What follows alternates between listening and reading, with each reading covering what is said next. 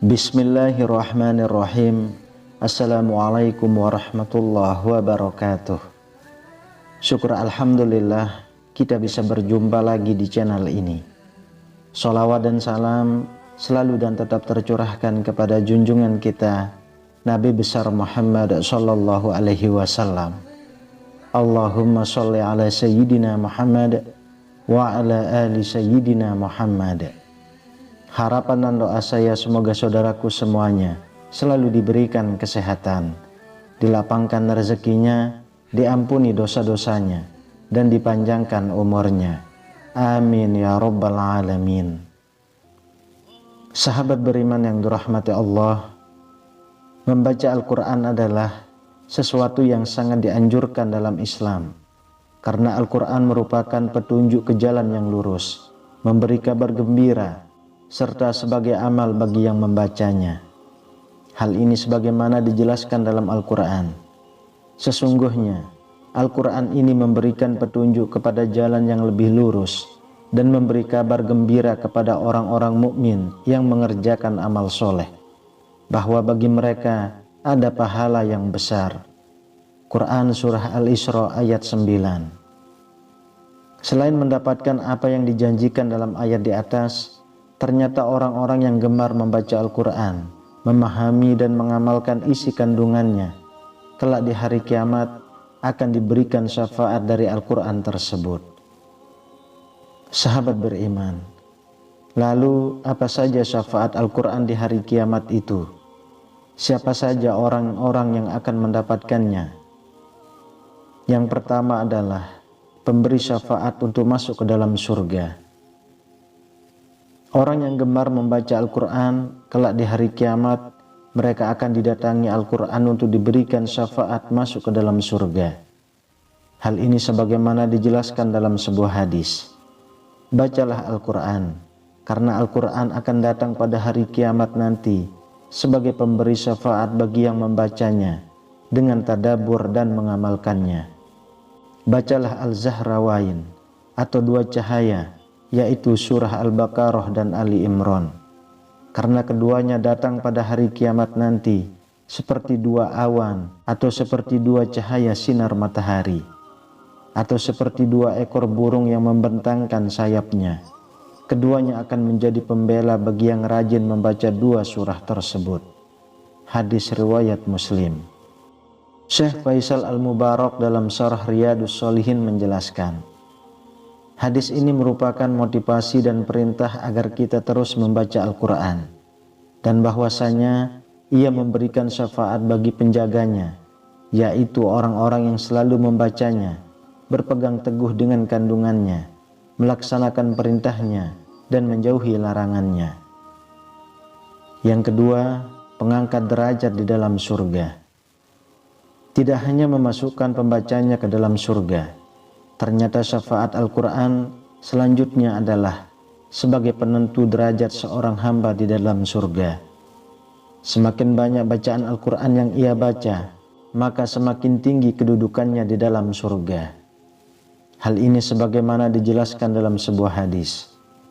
Dikatakan pada orang-orang yang menjadi penjaga Al-Quran, bacalah dengan tartil sebagaimana engkau dulu sewaktu di dunia membacanya dengan tartil. Karena sesungguhnya kedudukanmu atau tingginya derajatmu di surga adalah tergantung pada akhir ayat yang engkau baca.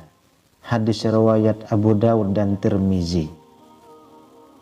Para ulama menyatakan bahwa setiap seseorang membaca satu ayat, maka ia akan dinaikkan satu tingkatan surga hingga ia berhenti pada ayat terakhir hafalannya.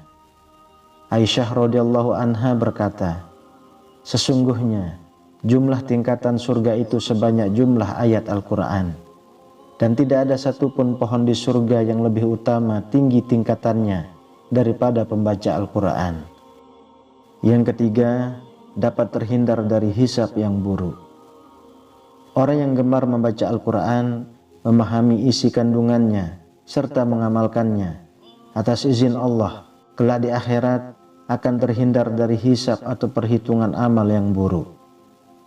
Dalam Musannaf Ibnu Abi Syaibah dengan sanad yang sahih, Ibnu Abbas radhiyallahu anhuma berkata, siapa yang membaca Al-Quran dan mengikuti petunjuknya, maka Allah akan memberikan hidayah di dunia dan melindunginya dari buruknya hisab amalan di hari kiamat kelak.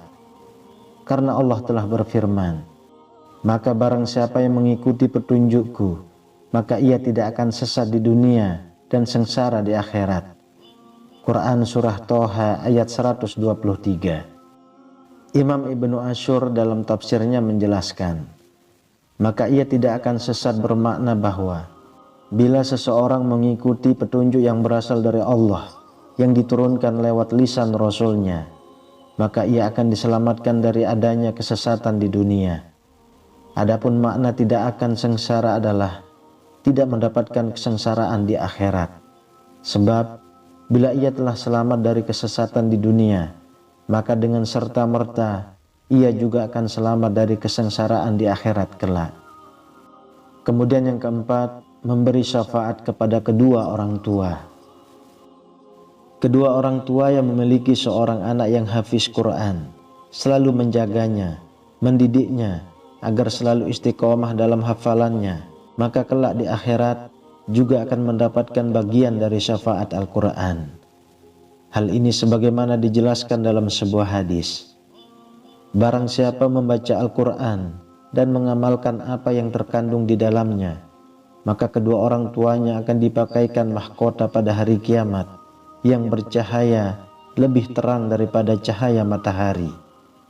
Seandainya berada di rumah-rumah kalian di dunia ini, maka bagaimana menurut perkiraan kalian mengenai ganjaran pahala orang yang mengamalkannya?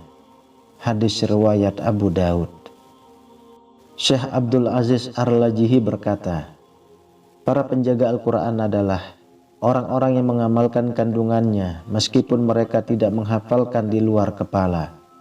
Sebab itu, barang siapa yang membaca Al-Quran dan mengamalkan kandungannya, maka ia sudah termasuk kerabat Al-Quran secara khusus, baik ia menghafalkannya di luar kepala ataukah tidak. Namun bila ia menghafalkannya, maka tentunya sangat utama. Dan bila ia tidak menghafalkannya dan hanya selalu membacanya lewat mushaf dengan selalu mengamalkan kandungannya, maka ia termasuk ke dalam golongan penjaga Al-Quran. Sahabat beriman yang dirahmati Allah, sungguh mulia orang-orang yang selalu menjaga Al-Quran itu, yaitu orang-orang yang selalu membaca, menghafal, memahami dan mengamalkan isi kandungannya. Mereka akan diberikan syafaat, dimasukkan ke dalam surga, ditinggikan derajatnya di dalam surga, dan terhindar dari hisab yang buruk. Selain itu, syafaat Al-Quran juga diberikan kepada orang tua dari anak yang selalu menjaga Al-Qur'annya, yaitu diberikan mahkota kemuliaan di dalam surga. Semoga kita termasuk orang-orang yang menjadi ahli Al-Quran, dan atas izin Allah pula kita dimasukkan ke dalam surga.